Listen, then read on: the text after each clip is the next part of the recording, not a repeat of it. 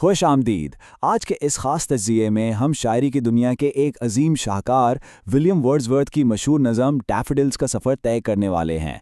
ये सिर्फ अल्फाज नहीं हैं, बल्कि फितरत, जज्बात और इंसानी तजुर्बात का एक ऐसा खूबसूरत संगम है जो सीधा दिल पर असर करता है।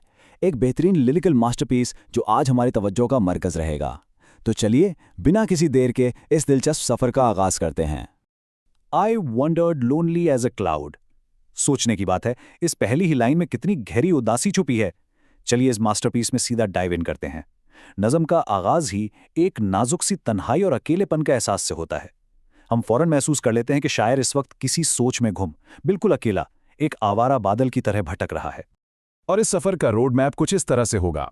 पहले बात होगी उस अचानक मुलाकात की, फिर फितरत की लामहदूद खूबसूरती, तन्हाई का सुकून, नज़म की साख्त, शायरी की मखसूस तकनीकें और आखिर में वो गहरे असरात जो आज भी ताज़े हैं। बस इन्हीं पड़ाव से गुजरते हुए हम आगे बढ़ेंगे। पहला हिस्सा, द इनिशियल एनकाउंटर, यानी एक अचानक मुलाकात। यहाँ एक ज़बरदस्त तब्दीली हमारा इंतज़ार कर रही है। शुरू में जो शायर बगैर किसी मकसद के भटक रहा था, अचानक एक ऐसा जिंदा मंजर उसकी तन्हाई के उस अकेलेपन को पूरी तरह तोड़ देता है। अब यहाँ जो सबसे दिलचस्प बात सामने आती है वो इन दोनों का आपस में टकराव या कॉन्ट्रास्ट है। सोचिए, एक तरफ इब्तिदाई हिस्से की नाजुक तन्हाई है, बिल्कुल एक खामोश तैरते हुए बादल की मानिंद, और दूसरी तरफ अचानक झील के किनारे खुशी से झूमते हुए सुनहरे डैफोडिल्स का एक बहुत बड़ा हुजूम। एक मुकम्मल खामोशी से सीधा जिंदगी से भरपूर रक्स की तरफ आना। ये फर्क सच में बहुत गहरा है। आगे बढ़ते हैं दूसरे हिस्से की तरफ, नेचर्स इन्फिनिट अबंडेंस, फितरत की फरावानी और एक पुरजोश रक्स। जैसे ही नैरेटिव दूसरे और तीसरे स्टैंजाज में दाखिल होता है, माहौल की तवानाई पूरी तरह बदल जाती है, जो फितरत की जिंदा दिल और खुशगवार फरावानी को दर्शाता है। और यहाँ एक नंबर बहुत खास है, 10,000। वर्ड्सवर्थ कहता है कि उसने एक ही झलक में 10,000 फूल देखे। जरा तसव्वुर कीजिए, ये महसूस दावा इस बात का बेहतरीन सबूत है कि वो इस लामहदूद रक्स करती हुई फूलों की कतार को देखकर किस कदर मसहूर और हैरान था।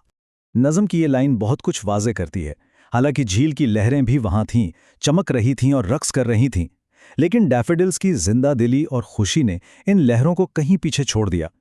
उन फूलों ने शायर को एक ऐसी पुरमुसर्रत महफिल बख्शी जिसने उसे पूरी तरह अपने सहर में जकड़ लिया।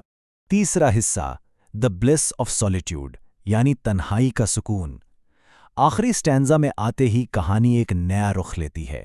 हम बाहर के खुले और तबाही मनाजिर से निकलकर सीधा शायर के कमरे में आ जाते हैं, जहां वो अपने काउच पर आराम कर रहा है, बिल्कुल एक गहरे और सोच विचार वाले मूड में। यहाँ एक बेहतरीन कॉन्सेप्ट सामने आता है, द इनवर्ड आई, यानी बातनी आंख। इसे मेंटल रेजिलियंस या जहनी मजबूती की एक इब्तिदाई शायराना मिसाल के तौर पर देखें। अकेलेपन और उदासी के उन लम्हात में अपने तख़य्युल के जरिए उन खुशगवार यादों तक वापस जाना, असल में यही तो है जो अकेलेपन में भी बेइंतहा खुशी और सुकून देता है। चौथा हिस्सा, स्ट्रक्चर एंड राइम स्कीम। अब जबकि हमारा सफ़र वाज़े हो चुका है, चलिए पर्दा उठाते हैं और उस स्ट्रक्चरल ब्लूप्रिंट को देखते हैं जिसने इस जज्बाती तब्दीली को इतने मौसर अंदाज में मुमकिन बनाया। क्योंकि अगर हम इसकी पैमाइश करें तो वाज़े होता है कि इस पूरी नज़म में गिनती की सिर्फ 24 लाइन्स हैं। जी हाँ, सिर्फ 24। और ये 24 लाइन्स बहुत ही मुनज़्ज़म अंदाज में 4 स्टैंजाज में तकसीम है, जहां हर स्टैंजा में ठीक 6 लाइन्स मौजूद हैं।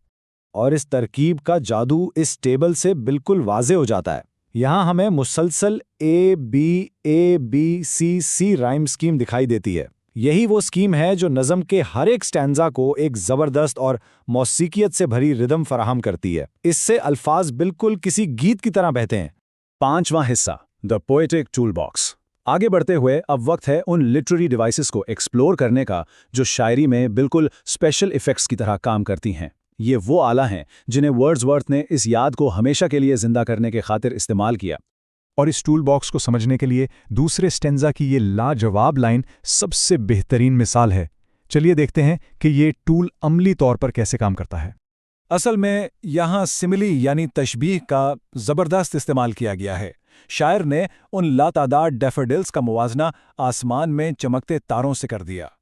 इस छोटी सी तशबीह ने ज़मीन पर उगे हुए इन फूलों को एक अजीम और कायनाती स्केल पर ले जाकर खड़ा कर दिया है। अचानक वो छोटे फूल किसी कहकशां की तरह वसी लगने लगते हैं। एक और दिलचस्प स्निपेट यहाँ मौजूद है। ये हिस्सा हमें दिखाता है कि शायर किस तरह बिल्कुल खामोश कुदरती मनाजिर में भी एक जिंदा और मुतहर्रिक जान डाल देता है। इसे पर्सोनिफिकेशन या तजसीम कहते हैं, बेजान चीज़ों को इंसानी खासियतें देना। इन लफ्ज़ों के ज़रिए डैफिडिल्स और लहरें अब सिर्फ पौधे और पानी नहीं रहे, बल्कि जिंदा दिल और इंसानों जैसे साथी बन गए हैं जो खुशी से अपने सर हिलाकर रक्स कर रहे हैं। कितनी खूबसूरती से मंजर में जिंदगी बख्शी गई है। अब जरा इस बात पर गौर करें कि पहली लाइन का जुमला लाइन के आखिर में रुकता नहीं है, बल्कि वो मुसलसल बहता हुआ डायरेक्ट दूसरी लाइन में चला जाता है। और यही एंजाममेंट कहलाती है, जब एक सेंटेंस बगैर किसी पॉज के अगली लाइन में तैरता हुआ चला जाए। इससे एक नरम बहता हुआ तलसल पैदा होता है जो आसमान में तैरते हुए अकेले बादल की हरकत से बिल्कुल मुताबिकत रखता है। ये मूवमेंट बेहद नेचुरल महसूस होती है। और हाँ, वो 10,000 का अदद जो हमने पहले देखा था, वो एक बेहतरीन मिसाल है हाइपरबोली की, यानी मुबालगाराई। जाहिर है ये बस असर बढ़ाने के लिए इस्तेमाल किया गया, ताकि उन सुनहरे फूलों की बेपनाह भीड़ और उनकी कसीर तादाद पर पूरी तरह जोर दिया जा सके। छठा और आखिरी हिस्सा, इंड्यूरिंग थीम्स एंड रेजोनेंस। आखिर में इन तमाम शायराना तकनीकों और नैरेटिव सफ़र को मिलाने के बाद सवाल ये पैदा होता है कि ये नज़म आज तक इतनी अहम और मकबूल क्यों है। जवाब इन बुनियादी असूलों में छुपा है। ये तमाम गहरे सबक मिलकर हमें सिखाते हैं कि किस तरह फितरत के साथ एक सादा सी मुलाकात ज़िंदगी भर के लिए खुशी और आराम का ज़रिया बन सकती है। खुशी की सादगी, तख़य्युल की ज़बरदस्त ताकत और तन्हाई का सुकून, ये नज़म इन्हीं लाजवाल बातों की याद दिलाती है। हम इस तज्ज़िये को इस आखिरी दिलचस्प सवाल के साथ मुकम्मल करते हैं। 19वीं सदी की इस नज़्म को आज की आम जिंदगी से जोड़िए और ख़ुद से ये ज़रूर पूछें, ऐसी कौन सी खुशगवार यादें हैं जो अकेलेपन के लम्हात में हमारी बातनी आंख में जगमगाती हैं। हमारे अपनी ज़ाती डैफोडिल्स क्या हैं जो मुश्किल वक्त में बेहतरीन ज़हनी सुकून फराहम करते हैं। इन पर ज़रूर गौर किया जाना चाहिए। इस खूबसूरत सफ़र में साथ जुड़े रहने का बहुत शुक्रिया।